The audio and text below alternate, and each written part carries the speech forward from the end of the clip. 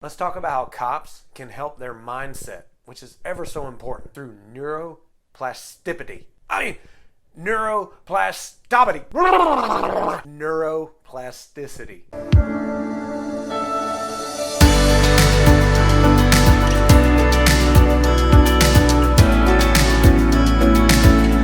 Hi, my name is Scott. I've been a cop for over a decade, and I gotta say, there have been times where I've seen things that the human brain was just not meant to see. And this applies to numerous other police officers, and it affects our minds. So let me talk to you about this big word, neuroplasticity, and how it relates to law enforcement. First off, it's kind of a cool sounding word. I mean, every few years it comes up as the big word, the big topic in brain training modules. And why not? I mean, it'd be good for marketing because neuroplasticity is a thing. It is true, and it sounds cool. So if you do not remember the word neuroplasticity from this video, don't worry about it. Remember what I'm trying to tell you about how it can apply and help you in your job. Now, if you do remember it, well, then you're going to be like me. You'll sound smarter than what you actually are. Think about the word neuroplasticity. What is one of the words you kind of hear in that big word? Plastic. Plastic can be flexible, and it can be altered. It can be malleable. It can be changed. Your mind is no different. It can be altered, and not in a bad way. Unfortunately, because of the stuff we cops see, our minds are affected in a bad way.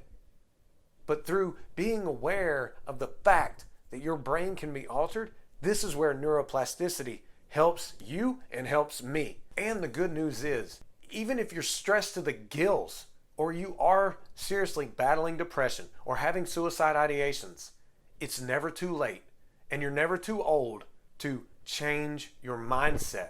Mindset can play a huge deal. And I know we cops don't like change. We're a pretty hard bunch. But something's got to give, or else the suicide rate's not going to go away. The addictions are not going to go away. The anxiety, the depression, they're not going to be reduced. Be aware of things like neuroplasticity, the fact that you can alter your mind for the better. I want to talk to you about one person in particular that I learned from because of my research while writing the book, Mental Health Fight of the Heroes in Blue: How to Mentally Survive Working as a Police Officer. Dr. Joe Dispenza, who is a world-renowned neurologist and author and speaker, just puts this stuff into terms where you can understand it. If I could understand it, a former Marine who draws in coloring books for education can learn this stuff from him, then I would recommend it. But what he talks about is this one important phrase that I really picked up on and I wrote about in my book. And this phrase is neurons that fire together wire together. Now, neurons are cells in your brains that transmit signals. They are transmitters.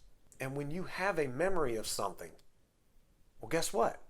The neurons fire together and remember what you experienced. Now, learning in and of itself and memories it's all very complex. And I'm not going to tell you that I understand the full process of this. But what I do know is that neuroplasticity plays an important role in it.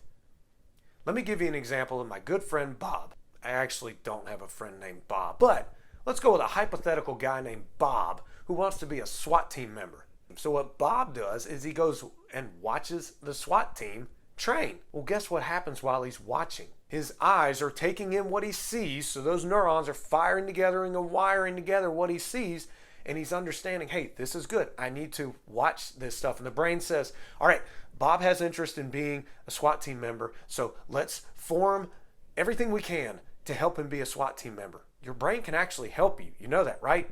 It's not just detrimental. Back to Bob. And Bob sees this, and then Bob starts to practice, and Bob starts reading about how to be a good SWAT operator. And when he's learning and when he's practicing, it's changing his mindset, changing his brain so that he can be a great SWAT operator whenever he does make the team. Now say Bob does make the team. Congratulations, Bob. You're now SWAT. Bob's first exercise, training exercise with the SWAT team goes okay, fairly well, but obviously he has to practice and become better on the SWAT team. Well, he has to learn and keep practicing. It's no different if you want to be on the traffic team or you want to be on the canine team. Practice, learn. And the thing is, we can do the same thing when it comes to recovering from trauma, stress, addictions, depression, and suicide ideations. Our brains are malleable. So you're not stuck in misery. Don't think that you have to be. What I learned about when researching for my book was that when we experience traumatic and dangerous situations, our brains take snapshots of that trauma, and the neurons start firing together and wiring together, remembering everything possible from that moment, to the point where when you recall that memory, it is like an experience, and you're reliving it over and over and over again. And it doesn't have to be that way. Say you had to use deadly force to protect yourself and or innocent people, and then every time you look at your handgun now, you think about that time you had to use it. Well, that's a negative association. So form your brain to have a different mindset about things. Form those neurons for something else. Have friends take you out to the range and shoot recreationally, thus reforming your mind when it comes to the perception of a handgun. Not that you won't hesitate to use it as a last means to protect yourself and or others again, but you won't necessarily think about that negative association which regarding to the time you had to use it. And this goes for any other traumatic situation that we've been in. When you take steps and when you're active, you can reshape your mind because there is neuroplasticity. It is a thing. So just remember, you don't have to know the word. I just want you to understand you're not stuck. You're not helpless. You don't have to be miserable. You don't have to be depressed. You don't have to be thinking about suicide. Work on your mindset. Start with you through neuroplasticity and active work to help yourself. You can separate yourself from reliving an incident to it just being a third-person memory to just not even having association with it in a negative way. I'm proof of this. Whenever I went through a bad time in Iraq, through a dangerous situation, it took effect on me. But then I got counseling, and what do you know? My plastic, formidable, adaptable, malleable mind was handling it better. So like I said, you're not stuck. You don't have to be.